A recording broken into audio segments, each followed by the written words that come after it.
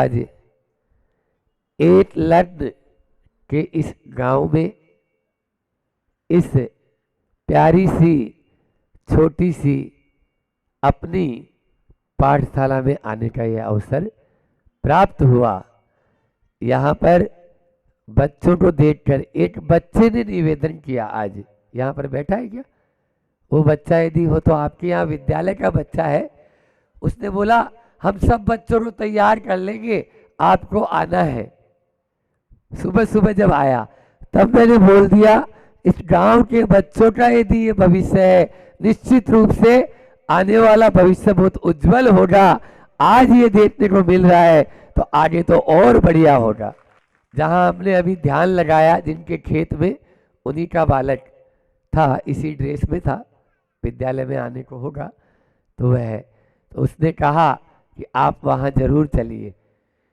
एक लग्न का मतलब सुबह भी मैंने बताया था, अपन को जिस भी आपको अच्छा इंसान बनना है, नहीं बनना, बोलो, अच्छा इंसान बनना है खराब इंसान बनना है?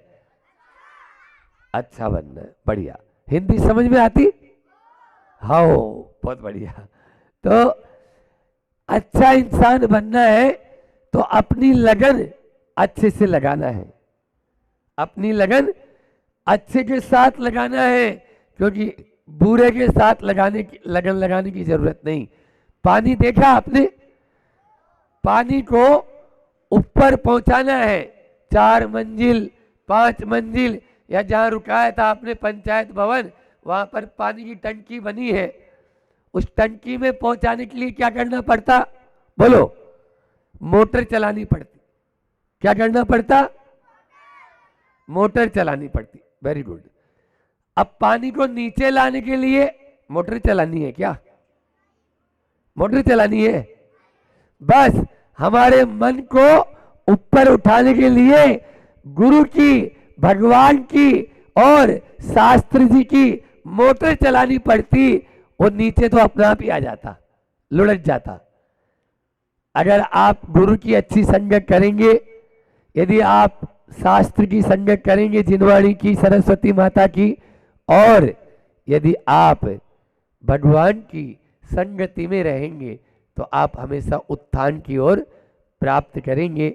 विगत दिनों में अल्फाबेट की एक लगभग 1 महीने से ABCD पे प्रवचन कर रहे हैं। काय पे प्रवचन कर रहे हैं? ABCD, एक एक शब्द को लेकर, क्योंकि जो जिंदगी की ABCD जान गया वो निश्चित रूप से इस भव से पार हो गया। बस उसी ABCD के बारे में रोज बताते थे। नए साल से शुरुआत की थी। इस प्रकार से आज अंतिम अक्षर ABCD का Z, और Z का आज आपके बारे में बता के आज पूरा हो जाएगा। तो Z4, एक बार ऐसा हुआ, एक शिक्षक महोदय थे, उन्होंने बच्चों से पूछा 5 आम हैं, उसमें से 4, एक आम कोई ले गया, उसमें से एक आम किसी को दे दिया। अब कितने बचे?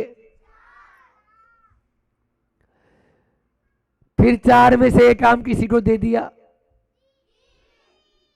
3 में से एक आम दे दिया, 2 में से एक आम दे दिया, 1 में से एक आम दे दिया, 0। बस इसी के ऊपर पूछना चाह रहे थे कि वही आप बनेंगे हीरो। आपको यदि बनना है हीरो तो आज आपन 0 को पहचान लो, ठीक है ना? 0 को पहचान लेंगे, 4 बात करूंगा थोड़े समय में। 0 को जानो, 0 करो, 0 बनो, नहीं तो 0 रह जाओगे। फिर से रिपीट कर रहा हूं, 0 को जानो, 0 करो, 0 बनो, नहीं तो 0 रह जाए। महाराज जी हमें तो समझ में नहीं आ रही, बता रहे हैं। एक बार ऐसा हुआ कि एक व्यक्ति ने, माँ साहब ने, जो अपन को टीचर पढ़ाते, उन्होंने एक 0 बनाया, उसके आगे प्लस का चिन्ह लगाया और प्लस के चिन्ह के आगे एक 0 लगा के बराबर। 0 + 0 बराबर, बोलो, तो सब बोलो एक साथ, 0 प्लस 0 बराबर 0, ठीक है ना। फिर एक दूसरा बड़ा 0 बनाया, प्लस लगा के बड़ा 0 बनाया, बड़ा 0 प्लस बड़ा 0 बराबर 0, 2 0 प्लस 2 0 बराबर 3 0 प्लस 3 0 बराबर 0। एक बच्चे ने पूछा, ये बताओ टीचर मार साहब, शिक्षक महोदय, कि छोटे जीरो का जो जोड़ है वो छोटा और बड़े जीरो का जोड़ बड़ा आता है क्या? तब बात समझ में आ गई कि नहीं, जीरो तो जीरो होता है, बस इस संसार में जो भी हमको दिख रहा है वो सब जीरो है। वो सब क्या है? जीरो है। देखो, राजा हो या रंक, अमीर हो या गरीब, सब एक समान है या नहीं है? सब इंसान है। अच्छा, सब ये बताओ, सब मरेंगे तो उनको जलाया जाएगा।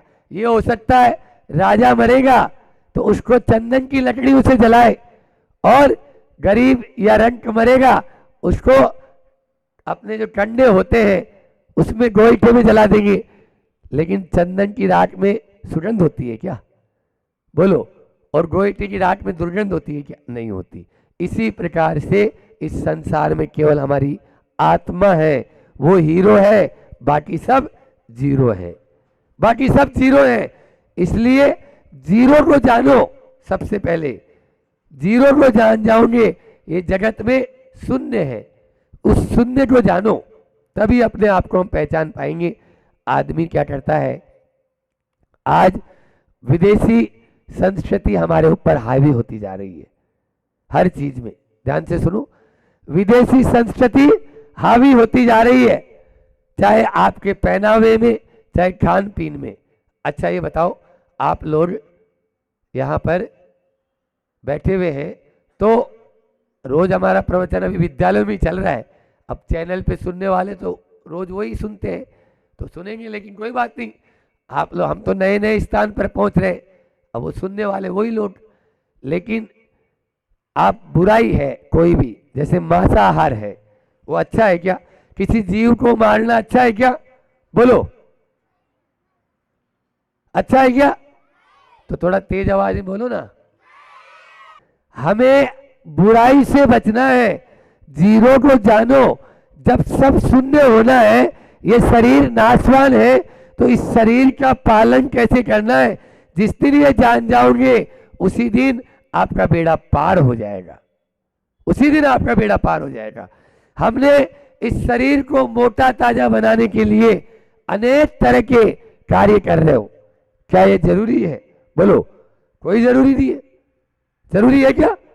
आप लोग साग सब्जी खाओ, अच्छी भाजी खाओ, आप लोग तरकारी खाओ, फल खाओ, फ्रूट्स खाओ, और पैसा है काजू बादाम खाओ, पिस्ता खाओ, इमरती चमचम खाओ, बोलो।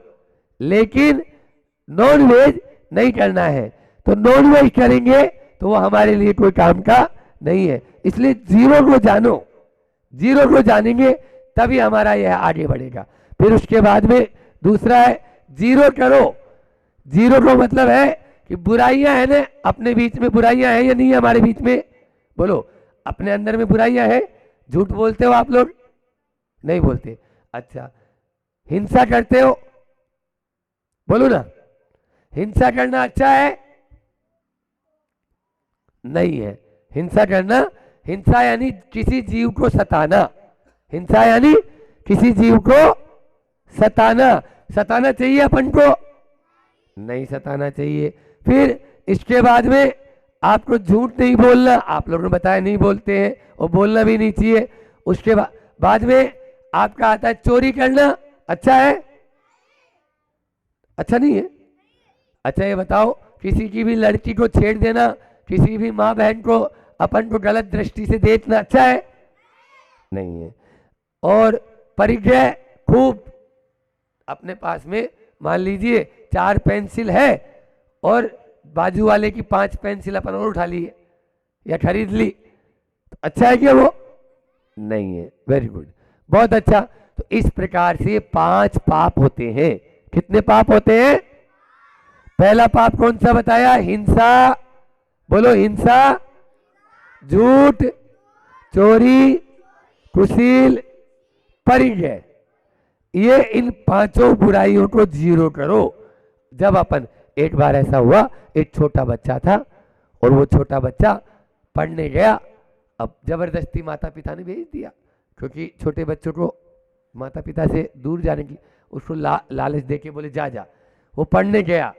अब पढ़ने गया तो उसको पढ़ाया गया पहले दिन कि हमेशा प्रेम से रहो। क्या पढ़ाया? प्रेम से रहो। बहुत बढ़िया, अच्छे बच्चे। वो घर पे आया और मम्मी पापा आपस में लड़ रहे थे। पढ़ के आया हमेशा प्रेम से रहो, और यहाँ मम्मी पापा लड़ रहे। दूसरे दिन फिर उसको जबरदस्ती भेजा। दूसरे दिन बोला किसी को भी पीड़ा मत दो। दूसरे दिन क्या पढ़ाया? किसी को भी पीड़ा मत दो। अब क्या था? वो घर पे आया और उसका जो बड़ा भैया था, वो बड़ा भैया एक अपाहिज, अपाहिज मतलब जानते हो, जो लंगड़ा था, पांव उसका टूटा हुआ था, उसको धक्का मार रहा था, धक्का मार रहा था। बोला ये क्या है? फिर तीसरे दिन फिर बोला नहीं जाना पड़ेगा तुम्हें। गया। तीसरे दिन पाठशाला में पढ़ाया कभी झूठ मत बोलो। क्या पढ़ाया? घर पे आया। अब किराएदार किराया मांगने आया। किराएदार किराया मांगने आया तो पिताजी ने बेटे को बोला कि जा बोल दे पापा जी घर में नहीं है, पापा जी घर में नहीं है। वो आया बाहर में और बोला कि पिताजी है तो घर नहीं, लेकिन वो बोल रहे हैं कि पापा घर में नहीं है। वो अंदर जाके किराएदार उसको पकड़ा। अब सुनो ध्यान से, ये सत्य घटना है। तो यशपाल जैन की पुस्तक में मैंने पढ़ा, तो पिताजी ने एक झापट उठा के मारा बच्चे को, एक खींच के मारा। तूने मुझे झूठा बना दिया। अब मैं आप लोगों से पूछना चाहता हूं कि बाप ने बेटे को झूठा बनाया या बेटे ने बाप को झूठा बनाया? बहुत बढ़िया, बच्चों ने सही जवाब दिया है। अरे बेटे ने तो सच बोला है ना, बेटे ने कहाँ झूठ बोला था? जब चौथे दिन विद्यालय भेजने की बारी आई, तब वो बोलते हैं, वो बच्चा बोलता है मैं पाठशाला नहीं जाऊंगा, क्योंकि हमें टीचर जो पढ़ाते हैं वो घर पे वैसा होता ही नहीं है, घर पे वैसा होता ही नहीं है। आप लोगों को भी बच्चों अपने जीवन को यदि उन्नत करना है, हीरो बनाना है, तो जीरो करना होगा। दोष को, दुर्बलताओं को, दुर्गुणों को जब तक जीरो नहीं करेंगे तब तक आप कभी हीरो, बोलो हीरो बनना चाहते हो ना, तो पहले इन दोषों को जीरो करो, तब तो आप हीरो बनोगे। अपनी बुराइयों को जीरो करो, तब तो अपन हीरो बनेंगे। अपन बुराई भी करते रहे और हीरो भी बनना चाहे, बन पाएंगे? बोलो ना, नहीं बन पाएंगे। फिर तीसरी बात, जीरो बनो। जीरो बनने का मतलब ये है, आप लोगों ने जीरो देखा, जीरो गोल गोल जीरो देखो, वो स्वच्छ भारत लिखा हुआ है ना, तो उसमें वो गोल है। गोल मतलब कोई कोण नहीं है, ध्यान से सुनो, कोण नहीं है। और जहां पर कोण होता है वो चुभता है, जीरो कभी चुभेगा? बोलो। 360 डिग्री का एंगल होगा, वो संपूर्णता का प्रतीक है। हम सब एक हैं, हम सब संपूर्ण हैं, हम सब मिलकर रहेंगे, ये जीरो बता रहा है। इसलिए जीरो बनो। जीरो कह रहा है मेरी तरह बनो, कोण मत बनो। कोण बनोगे अलग अलग हो जाओगे, विभाजित हो जाओगे। हम सबको बंटना नहीं है, हम सबको एकजुट होना है। एकजुट हो जाएंगे तो जीरो की तरह बन जाएंगे, और जिस दिन जीरो बन जाएंगे उसी दिन हीरो बन जाएंगे। अब अंतिम चौथी बात कि जीरो जानो, जीरो करो और जीरो बनो, नहीं तो जीरो हो जाएंगे, अन्यथा हमारा हीरो बनना तो बहुत दूर, आजकल जीरो की तरफ ही हमारा ज़्यादा ध्यान जा रहा है। लेकिन कौन से जीरो की तरफ? इसलिए आपने 4 बात बोलूँगा उस जीरो बनने के लिए कि अपन को जो भी, जैसे अहंकार है, क्रोध यानी गुस्सा है, गुस्सा आता है, बोलो बच्चों, आता है? तो गुस्से में कैसे लगते हो आप लोग? बहुत अच्छे लगते हो, बढ़िया लगते हो, नहीं लगते? तो फिर गुस्सा क्यों करते हो बताओ? गुस्सा भी करते हो और आप बोल रहे हो अच्छा भी नहीं लगता है, ये तो अच्छा बात नहीं है। गुस्सा करना चाहिए, करना चाहिए ना? मैं बोल रहा हूं करना चाहिए, आप बोल रहे हो नहीं बोल रहे हो। गुस्सा करना चाहिए, अरे गुस्से पर गुस्सा करना चाहिए। जो गुस्सा है ना उस पर गुस्सा करना चाहिए। हमें कभी भी गुस्सा नहीं करना है, हमें कभी भी गुस्सा नहीं करना है। ये गुस्से पर गुस्सा करोगे तभी हम आगे बढ़ पाएंगे। तो उस गुस्से के लिए हमें गुस्सा, ये गुस्सा क्यों आता है? जब हमारे मन का नहीं होता है। गुस्सा कब आता है? जब हमारे मन का नहीं हुआ तो गुस्सा आ गया। मान लीजिए हमें कुछ करना है और आपको कुछ करना है तो फिर गुस्सा आ जाता है, ऐसा थोड़ी होता है। इसलिए ये नहीं करना है। तो 4 बात जो बोलना चाह रहा था वो अपन को ध्यान रखना है, अपना आप ही गुस्सा नहीं होगा। पहला है किसी का अपमान नहीं करना। पहला क्या है? किसी का अपमान नहीं करना। आप सम्मान देंगे आपको सम्मान मिलेगा, आप सम्मान देंगे आपको सम्मान मिलेगा, आप अपमान देंगे आपको क्या मिलेगा? गेंद देखी, गेंद गेंद खेलते हैं, वो गेंद आप दीवार पे मारेंगे तो अपनी तरफ आती ना। खेल खेलते हैं ना पहले दीवार पे मार के अपन, जैसे ही दीवार पर आप मारेंगे अपनी तरफ आएगी। जितना तेजी से मारेंगे उतनी तेजी से आएगी आएगी। यही है, सम्मान देंगे सम्मान मिलेगा, अपमान देंगे अपमान मिलेगा। दूसरी बात, गुण ग्रहण की दृष्टि रहना चाहिए। आपको कभी गुस्सा नहीं आएगा, गुण ग्रहण की दृष्टि रहनी चाहिए। यदि गुण ग्रहण मतलब दूसरे के दोष मत देखो, गुणों को ग्रहण करो। और फिर उसके बाद में तीसरी बात आपकी, घमंड नहीं, अपना अभिमान। हम क्या करते, थोड़े से में घमंड करने लग जाते, किसी को कोई बात बताते ही नहीं। जैसे मान लीजिए आपको आ रहा है कोई प्रश्न का उत्तर, जब पेपर दे रहे हो कोई बात नहीं, लेकिन बाकी तो बता सकते हैं ना।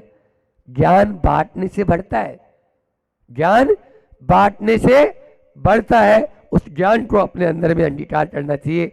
और चौथी बात, अपनी समीक्षा करनी चाहिए। चौथी बात क्या बताई मैंने? अपनी समीक्षा।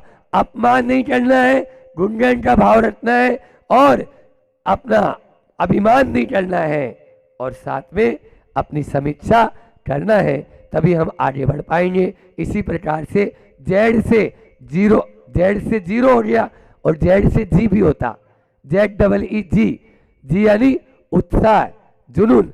आप लोग बच्चे हैं, अभी समझ में आ रहा है? तो बच्चे हैं, आपके अंदर में बहुत विल पावर आपका तेज होना चाहिए।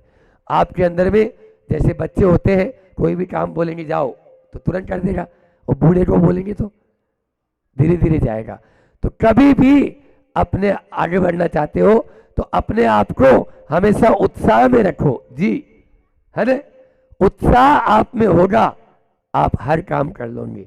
आप में लगन होगी, हर काम कर लोगे। आप में जुनून होगा, आप हर काम कर लेंगे।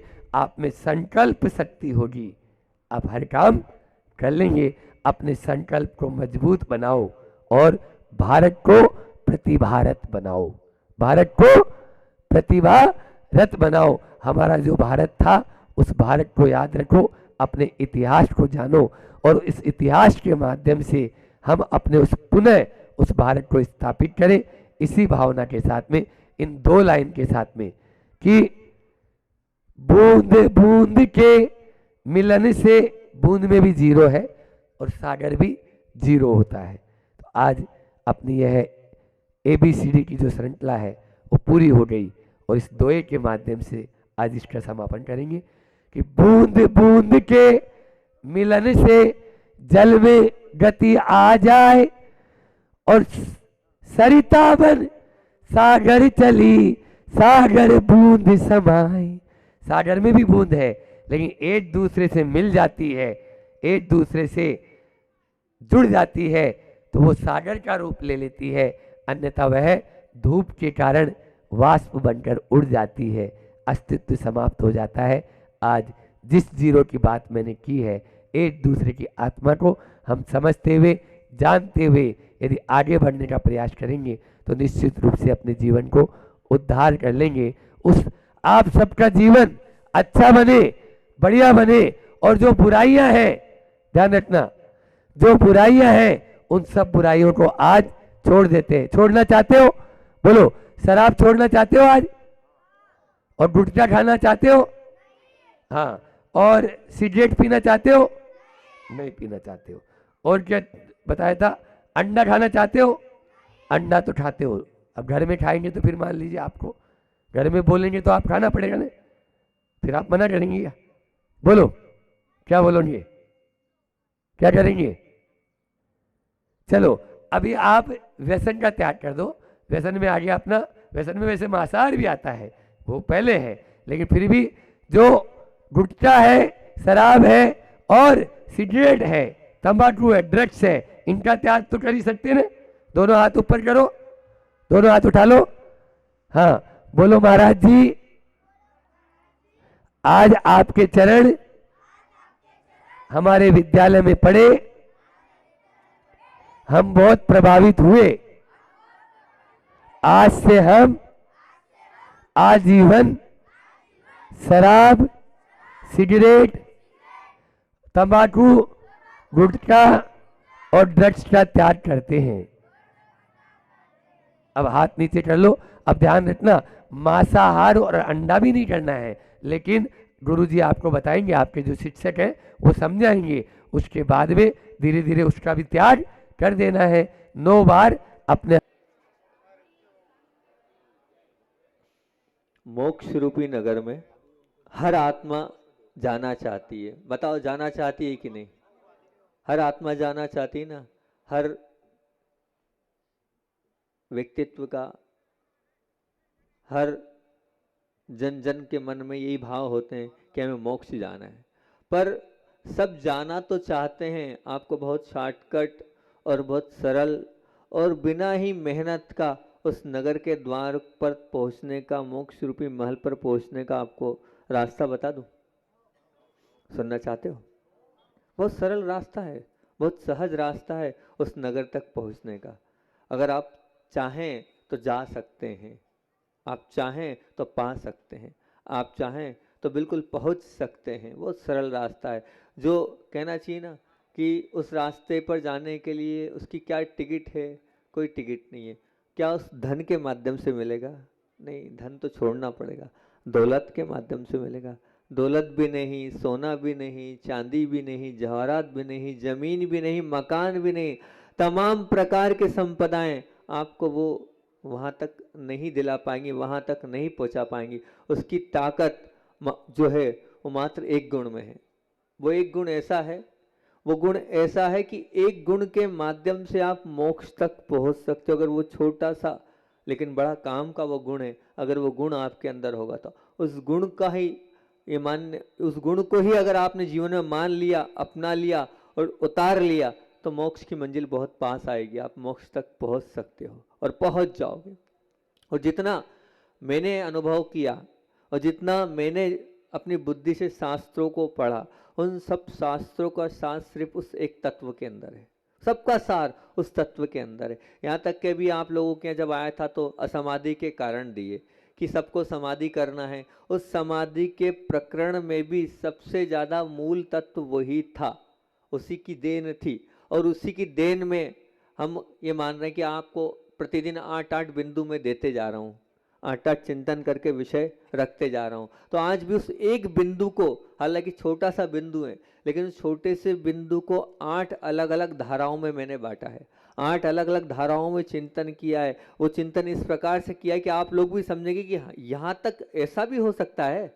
आप क्या बता रहे हैं महाराज जी? ऐसा बिल्कुल वैसा भी हो सकता है। उन 8 बिंदुओं पर अगर आप ध्यान दोगे, एक गुण को अपने जीवन में उतार लोगे, तो कहते हैं ना एक चीज, लेकिन वो एक चीज अगर आ जाती है तो उसके माध्यम से अनेक चीज अपने आप समाहित हो जाती है। मात्र एक चीज आप अपने जीवन में उतार लोगे, समाहित कर लोगे, तो निश्चित तौर से मोक्ष बहुत दूर नहीं है, मोक्ष आपके करीब आ सकता है, मोक्ष तक आप पहुंच सकते हो। मोक्ष तक पहुंचने के लिए बहुत कठिन काम नहीं, छोटा सा वो गुण है जो पूरा सार है। जिन वाणी माँ का सार है, प्रभु की वाणी का सार है, हमारे जीवन का सार उस एक गुण के अंदर संपन्न हो सकता है। वो गुण सुनना चाहते हो? क्या है वो गुण? है विनय गुण। वो गुण है विनय गुण। अगर विनय आपके पास है तो निश्चित तौर से मोक्ष आपके पास रखा है। आप मान के चलें, विनय के अगर आपने महल में प्रवेश कर लिया तो निश्चित तौर पे उस सिद्धालय के सिंहासन पर आप जाकर बैठ ही जाओगे, बैठना ही निश्चित है। आज पुनः उन 8 अलग अलग बिंदुओं से आप पर चर्चा करूंगा कि मोक्ष तक जाना है। एक ही बिंदु विनय है, उन विनय को 8 प्रकार से घटाकर आपके सामने रख रहा हूं। मोक्ष चाहते हो तो झुक जाना, मोक्ष चाहते हो तो झुक जाना, मोक्ष चाहते हो तो रुक जाना, मोक्ष चाहते हो तो रुक जाना, मोक्ष चाहते हो तो मुड़ जाना। मोक्ष अलग टाइप से मुड़ना रहेगा, बताऊंगा कैसे मुड़ना हैगा। वो मुड़ना नहीं है, ये मुड़ना कुछ अलग ही मुड़ना है। तो मोक्ष चाहते हो तो मुड़ जाना, मोक्ष चाहते हो तो भूल जाना, मोक्ष चाहते हो तो भूल जाना, मोक्ष चाहते हो तो हट जाना, मोक्ष चाहते हो तो हट जाना। पूरा विनय के ऊपर रह। चाहते हो तो मान जाना, मोक्ष चाहते हो तो ठंडे हो जाना, और मोक्ष चाहते हो तो क्या? रोते जाना। क्या करना है? रोते जाना। मोक्ष चाहते हो तो रोते जाना। जितना आप रोगे मोक्ष आपके करीब आया। कहाँ रोना है, कैसे रोना है, कहाँ ठंडे होना है और कहाँ रुकना है, कहाँ मुड़ना है, इन सब की बात को, किन बातों को भूलना है उन सबको बताऊंगा। कहाँ झुक जाना है, उन सब बातों को अपन करते हैं चर्चा। सबसे पहली बात है कि मोक्ष चाहते हो तो झुक जाना। हालांकि ये बिंदु तो सबके क्लियर ही होगा, झुक जाने वाला। आगे के बिंदु जरा घुमावदार है। इस बिंदु में तो आपको स्पष्ट झुक जाने का मतलब तो आप सब समझते ही हैं। झुकना मतलब क्या होता है? झुकना मतलब अपने आप को समर्पित करना होता है। भयंकर तूफान है और सालों से जमीन पर मजबूती से वो खड़ा पेड़ है, परंतु वो सालों से खड़ा पेड़ धराशायी हो गया है। किंतु जो अभी अभी नया नया पेड़ था, वो पेड़ जो था वो बेत का पेड़ था, वो वैसे का वैसे ही टिका रहा। क्या कारण है? क्या कारण है कि सालों का वो पेड़ जो है उस तूफान में गिर गया, और वो जो अभी अभी नया नया पेड़ था, साल 6 महीने हुए नहीं थे उस बेत के पेड़ को, लेकिन वो बेत का पेड़ अभी भी टिका है और वो मुस्कुरा रहा है और खड़ा है कि मैं तो खड़ा हूं। क्या कारण है? आप सब समझदार हैं। क्या कारण है? वो बेत का पेड़ उस तूफान में भी क्या हो गया? झुक गया, नम गया, और जब वो तूफान चला गया तो खड़ा हो गया। अपने आप वो वहां पर स्थायी है और प्रसन्नता के साथ खड़ा है। लेकिन जिसने, वो जो सालों से खड़ा पेड़ था, वो झुकने को तैयार नहीं था, तो क्या हुआ? उसको टूटना पड़ा और धराशायी हो गया। इसी प्रकार से अभिमान, चाहे संपत्ति का हो, चाहे सत्ता का हो, चाहे सौंदर्य का हो, चाहे शक्तियों का हो, वो टूट पड़ना उसकी नियति है। टूट पड़ना उसकी नियति है और नष्ट हो जाना उसका भविष्य है। नष्ट हो जाना उसका भविष्य। और झुक जाने के लिए जो तैयार है, परिस्थिति को समझने के लिए जिसके पास सूझबूझ है, टिक जाना उसकी नीति है। या टिक जाना उसकी नीति है और स्थिर रहना उसका भविष्य है। स्थिर रहना उसका भविष्य। उधर क्या था? उधर जो है टिक जाना उसका भविष्य नहीं था। उधर तो क्या था? टूट जाना उसका भविष्य था, और यहाँ टिक जाना उसका भविष्य है। और वहां क्या था? वहां जो उसका नष्ट हो जाना उसका भविष्य था। और यहाँ क्या है? यहाँ जो है स्थिर रहना उसका भविष्य। स्थिर वही रह सकता है जो झुकता है। स्थिर वही रहता है जो टिक वही सकता है जो झुक सकता है। अन्यथा जो झुकता नहीं है उसको एक ना एक दिन जाना ही पड़ता है। तो इसका मतलब तो ये है, अब आप लोग बोलोगे कि जो अभिमान से सर उठाकर जीता है, अभिमान से सर उठाकर जीता है, उसका सर कटना निश्चित है। जो नम्र बनकर और सिर झुकाकर जीता है उसका सिर टिकता है। जो हमेशा अपनी आंखों को नीचे रखता है उसका जो है ना, कहते हैं ना, जब आप कॉलेज में पढ़ने जाते थे तो क्या बोलते हैं वहां पर? क्या बोलते हैं वहां पर? पता है आपको क्या बोलते हैं? नहीं मालूम? कॉलेज तो आप सब लोग पढ़े हैं। थर्ड बटन सी, थर्ड बटन, बड़ों के सामने थर्ड बटन सी। थर्ड बटन सी मतलब अपनी जो शर्ट की तीसरी बटन है वहां पर ऐसे नम्र दृष्टि बनकर रहो। ये कॉलेज में सिखाते थे थर्ड बटन सी, बड़ों के सामने ऐसे हमें थर्ड बटन सी रखना है। बताओ आप बड़ों के सामने थर्ड बटन सी है क्या? यहाँ तो ऐसी मानसिकता है, ये ऐसी वास्तविकता हमारे जीवन में घर कर गई है। वो क्या घर कर गई? अज्ञानी बात क्या कहता है? अज्ञानी ये कहता है रोष में रहो, रोष में रहो, सुर उठाकर जियो, आक्रामक बनकर जियो, किसी की परवाह ना करो, अन्यथा ये दुनिया आपको चैन से नहीं जीने देगी। ये दुनिया आपको जो है दो कौड़ी का समझेगी। ये अपनी मानसिकता बन गई है। क्या मानसिकता? बस आपने को तो रोब में रहना है तभी टिक पाएंगे, सिर उठाकर जीना है तभी टिक पाएंगे, अपने आप को हमेशा आक्रामक बनाकर रहना है, किसी की कोई परवाह नहीं करना है, अन्यथा ये पूरी दुनिया हमें चैन से नहीं जीने देगी। ये आप लोग सब लोगों की मानसिकता है ना? सब लोगों की मानसिकता। लेकिन ध्यान ध्यान ध्यान में रखना, जबकि अध्यात्म जगत और अगर धर्म जगत से हम नाता जोड़ेंगे तो धर्म जगत क्या कहता है? नम्र बनकर रहो। धर्म जगत कह रहा है नम्र बनकर रहो, विवेकी बनकर जियो, सहन कर कर जियो और सौजन्यशील बनकर जियो, सहृदयशील बनकर जियो। इस दुनिया की बड़ी से बड़ी ताकत आपके चरणों में नतमस्तक होगी अगर आपके जीवन में विवेक है, आपके जीवन में सहन करने की कला है, आपके जीवन में सौजन्यशील बनने की कला है, आपके जीवन में सहृदयशील बनने की कला है, तो ये मान के चलना आज नहीं तो कल वो जो आपसे तेज हुआ है, जो आपसे गुस्सा कर रहा है, उसको भी झुकना पड़ेगा। और झुकता है वो, निश्चित तौर से झुकता है, झुकाने वाला चाहिए। जैसे मान लो वो सैकड़ों नदियां हैं, वो सैकड़ों नदियां खुद, जो सैकड़ों नदियां वो खुद में समाकर स्वयं जैसी बना देने वाला कौन है? वो सागर है। वो सागर कहाँ है? वो नदियों से हमेशा नीचे रहता है, नदियों से हमेशा नीचे रहता है। इसलिए फिर वो पूरी नदियां कहाँ? उस सागर में जाकर समा जाती है, उसमें समाहित हो जाती है। तो ध्यान रखना, अगर आप चाहते हैं, अगर ऊंचा उठना चाहते हैं तो झुकना बहुत जरूरी है। मोक्ष जाना चाहते हैं तो झुकना बहुत जरूरी। जो सबको अपना बना लेता है, बहुत बढ़िया बात बोल रहा हूँ, जो सबको अपना बना लेता है, बाद में सारा संसार उसे अपना बनाने के लिए, सारा संसार उसके आगे झुकता है। जो सबको अपना बनाता है, बाद में पूरा संसार उसके आगे झुकता है। मतलब तो झुकता है वही समूचे संसार को झुका सकता है। क्या बात बोली? जो झुकता है वही समूचे संसार को झुका सकता है। आप पूरे समूचे संसार को झुकाना चाहते हो तो झुकना पड़ेगा। बिना झुके पूरा संसार आपके सामने नहीं झुकेगा। प्रभु झुके थे तभी आज पूरा संसार उनके सामने झुक रहा है। झुकने से मतलब वंदन अभिनंदन कर रहा है। आप चाहते हो वंदन अभिनंदन कराना तो हमेशा नम्र वृत्ति, विनय वृत्ति आपको रखनी पड़ेगी। झुकते चले जाओगे तो निश्चित मान के चलना वो आप उस स्थान को, उस लक्ष्य को प्राप्त करते चले जाओगे। मोक्ष वही गए हैं जो झुके हैं। आज मोक्ष कल्याणक को सार्थक बनाना है तो बस अपने जीवन में इस विनय भाव के साथ झुकना प्रारंभ कर दो। झुक जाओगे तुम निश्चित तौर से तर जाओगे, नहीं तो नहीं तर पाओगे। अब आपका स्वभाव झुकने का है कि नहीं, आप विचार कर लेना। मेरा स्वभाव झुकने का है कि नहीं, मैं झुकता हूँ कि नहीं, जब ऐसे मौके आते हैं तो मैं नम्र होता हूँ कि नहीं, मैं अपने आप को बिल्कुल विनय पूर्वक उसके सामने नतमस्तक होता हूँ कि नहीं, विचार करना। आप पहली बात है, मोक्ष चाहते हो तो झुक जाना, और मोक्ष चाहते हो तो रुक जाना। अभी रुक जाना क्या है, कहाँ रुकना है? तो ध्यान रखना, जहाँ समाज, जहाँ परिवार, जहाँ गांव की मर्यादा समाप्त हो रही है वहाँ रुक जाना।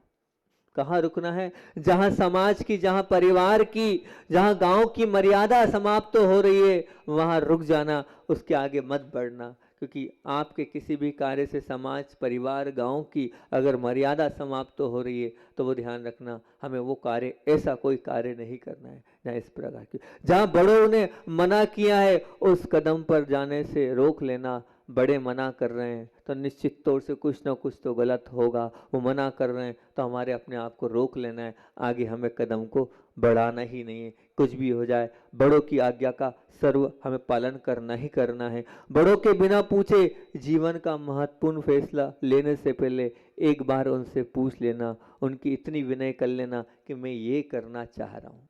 कितने बार आपने अपने आप को, अपने जीवन को मोड़ा है? मोड़ने से तात्पर्य कितने बार आप आगे रह के गए हो उनके पास कि हाँ भैया मुझसे गलती हो गई है, मेरे माध्यम से ये जो कार्य हुआ है वो गलत हो गया हैगा। बताओ, ध्यान रखना, मोड़ाने में नहीं, मुड़ने में ही महानता है। मुड़ाने में नहीं, मुड़ने में ही महानता है। लेकिन आप लोग क्या करते हो, आप मुड़ाने में ज़्यादा महत्व रखते हो, मुड़ने में नहीं। बिल्कुल नहीं, हमें मुड़ाना नहीं है, हमें मुड़ना है। मुड़ना, मुड़ोगे तो ही आप एक अपने जीवन को ऊंचा उठा सकोगे। एक बहुत अच्छा, आप सुबह शाम, बल्कि क्या पता कितनी बार वो रोटी को खाते हो ना। कभी कभी तो आप दिन में कितनी बार खा लेते हो पता नहीं है। मैंने उस दिन भी बात करी थी कि समाधि चाहते हो तो कम से कम दांत का प्रयोग जो है वो कितनी बार करते हो, विचार करो। दांत का प्रयोग ज़्यादा बार ना हो तो अच्छी बात है ये, तो 2 बार हो जाता बहुत अच्छी। लेकिन उस वो रोटी आपको बहुत बड़ी सीख दे रही है। वो रोटी आपको बहुत कुछ बता रही है कि आप मुझको खाते तो हो, लेकिन मेरे गुण से आप कुछ सीखो। वो रोटी क्या कह रही है, वो रोटी कह रही है जैसे कांच का बर्तन है, वो संभालो, अगर नहीं संभलेगा तो क्या होगा, टूट जाएगा। वो खाकरा है, मेरा दूसरा स्वरूप है, लेकिन वो अगर संभलेगा नहीं तो धड़ दिन से टूट जाएगा। परंतु जो रोटी है वो रोटी कैसी हैगी, जहां चाहो वहां मुड़ जाती है, जैसे चाहो वैसे मुड़ जाती है। और मोड़ने का, उसको कहीं से मोड़ लो आप, मुड़ जाएगी। कांच का वो है, वो मुड़ जा, वो कांच का बर्तन वो मुड़ेगा। वो जो खाकरा है चाहे जहां से मुड़ जाएगा, नहीं, इतना नहीं मोड़ पाओगे। वो तो बस जहां से वो टूटेगा, मुड़ेगा नहीं। वो कांच का बर्तन टूटेगा, मुड़ेगा नहीं। लेकिन रोटी क्या है, रोटी चाहे जहां से मुड़ जाती है। तो रोटी हमें यही सिखा रही है, संसार में जो सोचा है वो कभी होगा नहीं। संसार में जो सोचा है वो कभी होगा नहीं। तकलीफ और कष्ट तो आते ही आते हैं, लेकिन क्या करना है, हमारा व्यवहार ऐसा हो कि हर परिस्थिति में उस रोटी के समान हम मुड़ जाएं। हर परिस्थिति में हम रोटी के समान मुड़ जाएं, और मुड़ जाने के बाद एक्सेप्ट कर लें तो बहुत अच्छी बात होगी। जैसे वो पानी है, वो पानी भी यही उदाहरण दे रहा है, क्या मुझे कहीं भी शामिल कर दो, आप गिलास में कर दो, आप तपेली में कर दो, आप कैन में कर दो, आप कटोरी में कर दो, मैं तो सब में रहने को तैयार हूँ। बस वो रोटी और पानी आपके जीवन का आधार है, उस रोटी और पानी के समान बनो आप। रोटी मुड़ने को तैयार है, पानी सब में समाहित होने के तैयार है। आप भी उस रोटी पानी की तरह सब में समाहित होने का आप अगर कर लोगे और मुड़ने लग जाओगे, अपने जीवन को मोड़ने लग जाओगे, तो आपके जीवन का कल्याण हो जाएगा। अब मोक्ष चाहते हो तो आगे की बात जो है, मुड़ने के बाद जो मोक्ष चाहते हो तो भूल जाना, मोक्ष चाहते हो तो हट जाना, मोक्ष चाहते हो तो क्या, मान जाना, और मोक्ष चाहते हो तो ठंडे हो जाना, और मोक्ष चाहते हो तो रोते जाना। इसकी बात अपन दोपहर में करेंगे। बोलिए आचार्य भगवान विद्यासागर जी महामुनि राज की। जा वाणी की ज्ञानते सूझे लोटा लोट, सो वाणी मस्तक नमु सदा देत हूँ।